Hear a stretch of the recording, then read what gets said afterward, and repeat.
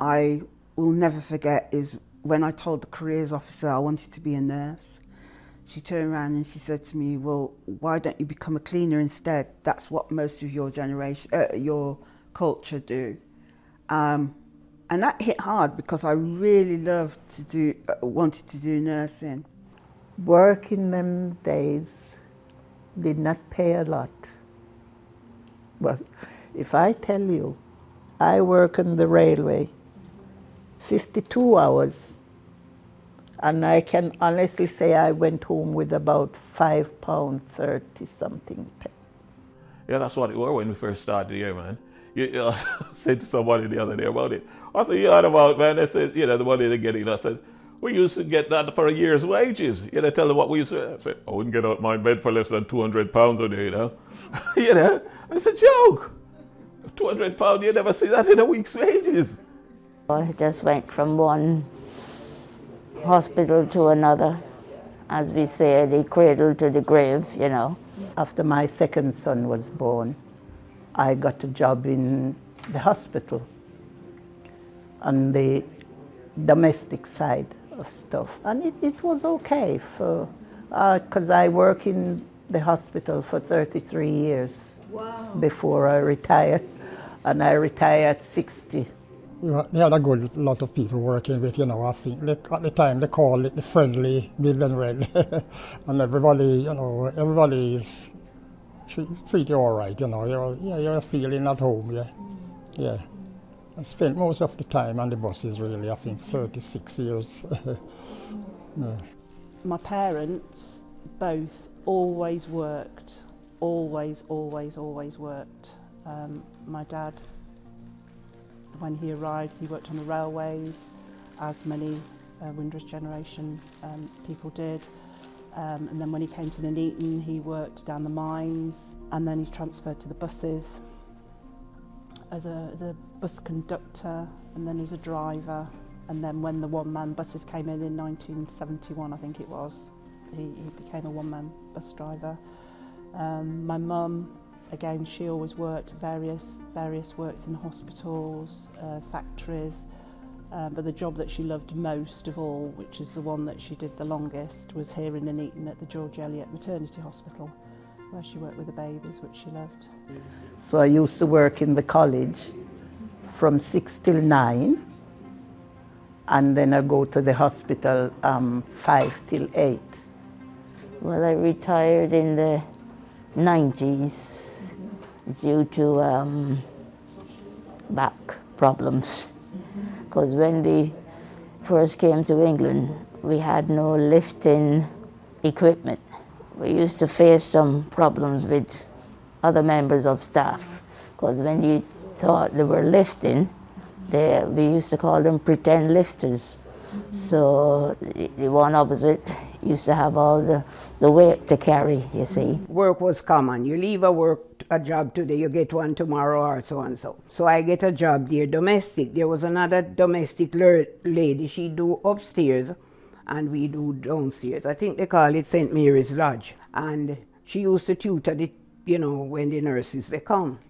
Well, mine, the domestic downstairs, and I remember she showed like she loved, but you don't know if it's race or I was treated like, you didn't see any difference, but I was treated like a slave.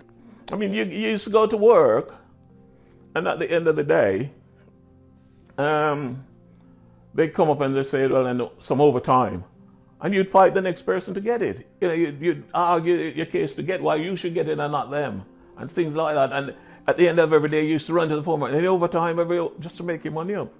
My father was Earl Cameron. He was he became an actor in England, and he came to England just as the war started, and he was actually working on the ships. He wanted to travel. He wanted to find out about the world and meet more people, and this is what drew him to working on the ships and travelling to different countries. I think my biggest challenge was, and probably still is, working with colleagues who turn around and they say there's no racism in this institution.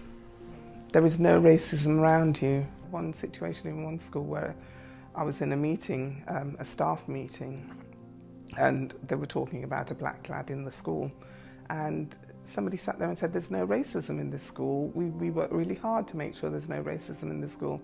And I sat forward and I said, of course there's racism. There's racism, kids versus kids, kids versus staff, staff versus staff. And the next morning I was hauled into the headmistress's office and told I was not to say things like that out in public. And then she floored me by saying, she was an Everton supporter and she absolutely loved black Everton footballers.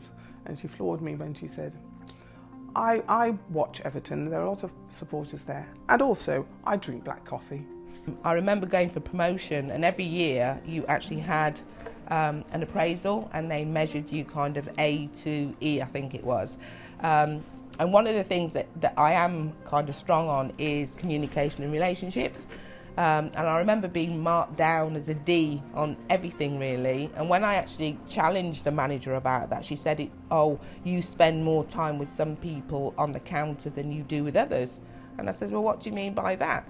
She said, well, you spend more time with black people when they come in than you do with the white people. And I said, what do you mean? And she said, well, it's obvious that you prefer dealing with the black people than the white people that came in. I am Trevor Hall. Originally from Barbados. I have lived in England since 1962. And we're privileged, fortunate to have been the first and most senior black civil servant in the Home Office. There was a time when I was the black leader of all whites, so imagine what that situation was in those days. It was unique and distinctive. Oh, I always enjoy feel different. I mean, I've been to many functions when you're the only black person, and you can almost see the anxiety at first, and then the bafflement. Why is he here? What is he doing here? Now, I've learned very early on. My Caribbean people understand that. As a little Bajan, we are very proud, okay? And regardless of where we are, we're going to let that be known. I am a Bajan, and I will always be a Bajan, okay? And with that, I carry some determination to work for what you believe in. And for me in this country at the moment, racial justice is the biggest challenge, but people don't want to talk about it. You hear a lot about promotion and such like. In many organizations, there is still that cultural attitude. We must have a few of them, but not too far.